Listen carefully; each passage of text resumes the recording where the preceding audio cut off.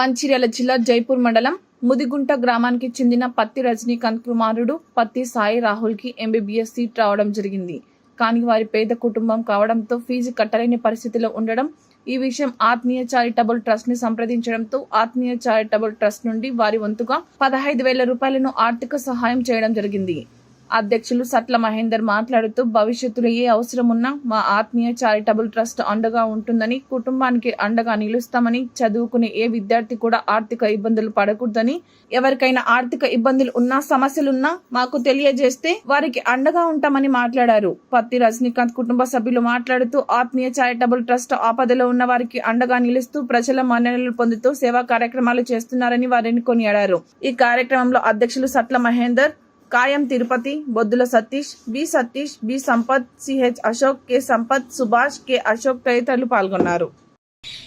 మంచిర్యాల జిల్లా జైపూర్ మండలంలోని ముదిగుంట గ్రామంలో పత్తి రజనీకాంత్ వాళ్ళ యొక్క కుమారుడు పత్తి సాయి రాహుల్కు మొన్న జరిగినటువంటి నీట్ 2004 సంవత్సరము పరీక్షలో 434 మార్కులు సంపాదించి వికారాబాద్లోని మహావీర్ మెడికల్ కాలేజీలో మొదటి సంవత్సరం అడ్మిషన్ పొందారు.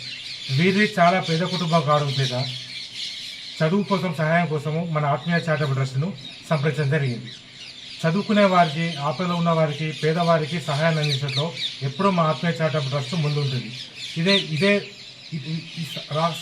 రాహుల్కు సహాయం చేయడం కోసము మేము ఆత్మీయ చారిటబుల్ ట్రస్ట్ నుంచి వచ్చి ఈరోజు వీరికి 15,000 రూపాయలు చెక్కు రూపంలో సహాయాన్ని అందించడం జరిగింది. ఇంకా ఎవరైనా దాతలు, విద్యావేత్తలు ఎవరైనా చదువుకునే వారిని ప్రోత్సహించడం కోసము సహాయం చేయాల్సిన వారు పత్తి సాయి రాహుల్ గారికి సంప్రదించి మీకు తోచిన సహకారం చేయాల్సిందిగా కోరుకుంటున్నాం.